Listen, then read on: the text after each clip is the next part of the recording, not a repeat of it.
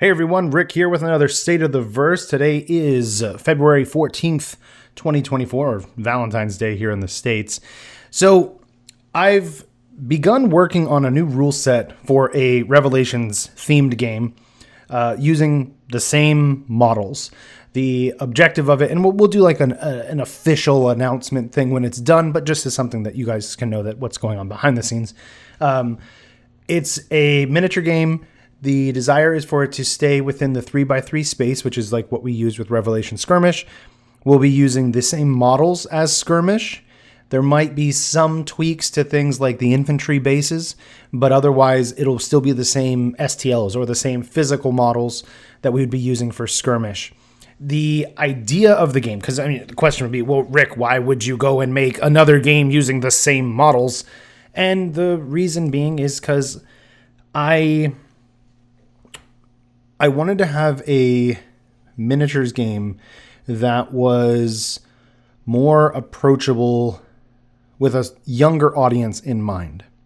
And that doesn't necessarily mean that the game is less complex, because my idea is for it to have the potential to be competitive. But it is something that is far more accessible for a younger audience, more, 10, 12-year-olds kind of thing. Because one, it won't have as many models on the table, and two, it's going to be more objective scoring, where you're using, as of right now with the alpha rules that are still being developed, it'll be more focused on trying to secure objectives for points, rather than like in Skirmish, where you have different types of objectives, but it's still very tactical. There's a lot more at stake. There's a lot more happening on the table. This game is going to be far more fast-paced, far more streamlined. It's going to feel like it has a little bit of Skirmish mixed in, but at the same time, it's its own rule set.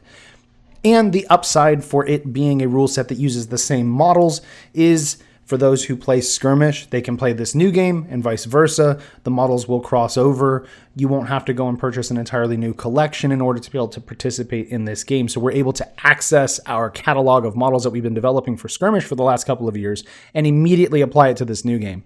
And hopefully in the next, 2 weeks is what I'm hoping, we might be able to start revealing the beta rules. I'm really excited for how quickly things have come together for it. It's one of those things where sometimes as a creative person, you hit a moment of inspiration, right? And you just stuff clicks, and you're just able to really get a hyper amount of work done in a relatively short amount of time. And I feel like this is what's been with this project. And the alpha rules are basically ready. Just a little bit ago, I actually finished the first version of them. And if you are interested in becoming one of our beta players, let me know. Reach out through YouTube, Discord, whatever. And let's see, what else? So I have begun my journey as an official modeler. I'm experimenting with terrain modeling right now. I've been dabbling in, as you guys will know, with like posing. I help do that. I help do some other oversight kind of things, but there hasn't been much where you can say, yeah, Rick had his hand in that from the very beginning and actually was the one who created it. So I'm diving into terrain making in a pretty big way for me. I've never really felt comfortable calling myself a modeler, and hopefully soon I might be able to and feel proud about it.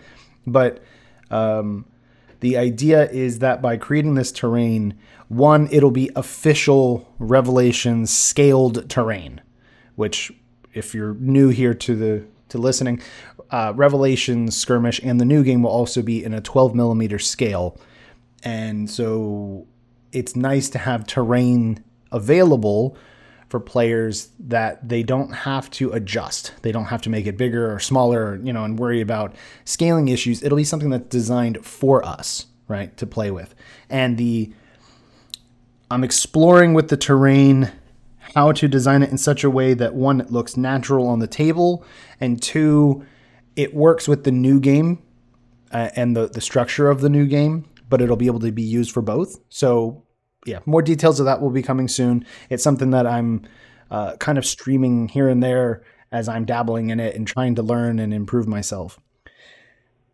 The other thing that I'm working on right now, is trying to assess if the Pirate campaign, which is going to be a subscription campaign where every month starting in April and it ends in June and then picks back up in September, we were planning to release, new missions, new content and stuff for the people that have subscribed to the campaign, limited exclusives, and on and on, just like what we've done with our Castaways campaign. But I've been noticing that the Castaways campaign interaction has dropped really, really low. It was doing really good at the beginning and it has dropped really low. And I'm trying to figure out, well, why? Is it just the time of year? Now that we're well outside of the holiday season, I don't really think that's probably it. Is it just you have a group of individuals and each of them happen to have stuff going on right basically at the same time and it's just bad timing and that's nobody's fault whatsoever? Or is it something where the stuff that we've been publishing and creating for the Castaways campaign just isn't interesting enough to keep people compelled? And I'm the type of person who's very analytical. I look at my own stuff and I question things a lot to try to make sure that I'm doing something in a way that's a good job and that people enjoy, and that, I feel proud asking people for money for it, and putting it up on the market. So if I don't feel good about it, it already doesn't make it. And when I start questioning things, I don't ever want to come across like we have to make money in order to keep the lights on, right? In order for me to stay full time, we have to have ample amount of sales coming in and other sources of income. But I also don't want to put something out that doesn't feel complete or that people don't really want, or, you know what I mean? Like there's only so much time in the day that I have to devote to things. And if it's something that people aren't really interested in, I don't really want to bug people for it. You know what I mean? So trying to assess that. So if you're someone who is in the Castaways campaign, or if you're actually genuinely interested in the Pirate campaign, like let me know, because I'm truthfully probably feeling kind of down about it right now. And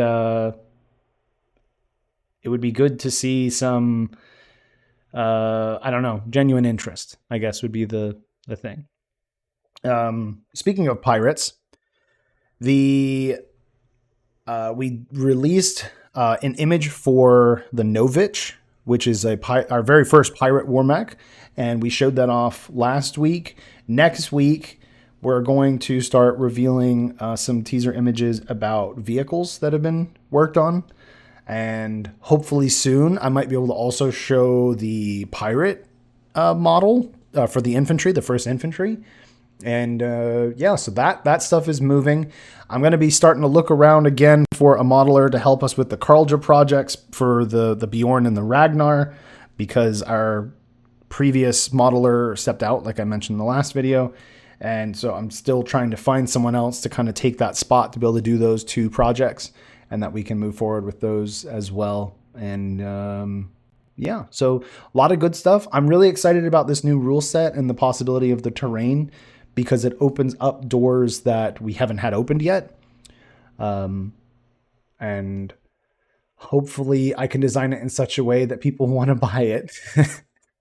Because you always have, well, at least for me, whenever you're designing something new, there's always that hesitation of, do people want this? Will it sell? Will it sell enough to make it, justify itself? Because I'm going to have to invest some money into the front end to pay for a subscription for a different type of modeling program than what I already have access to, and some other digital brushes and some other things to help the process and make things look more professional. So there is a front side investment to then put into it, plus the time to learn skills and other things. But I've had a couple of people who have kind of come alongside me that are more experienced modelers that have helped give me a lot of input, and that's been a really big help to kind of expedite my learning curve, because when you do it on your own, it's tough, right? If you've attempted modeling, it's not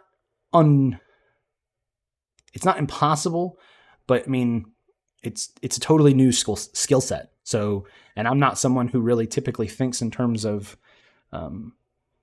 like 3 dimensions. Like I can obviously imagine it, but trying to create something brand new from nothing, it's hard for me to think in terms of shapes and stuff. Like when because if you talk to some modelers, they'll tell you, oh, well, things are a lot of squares and circles and triangles and all these, and they're not wrong, but that's not how my view is.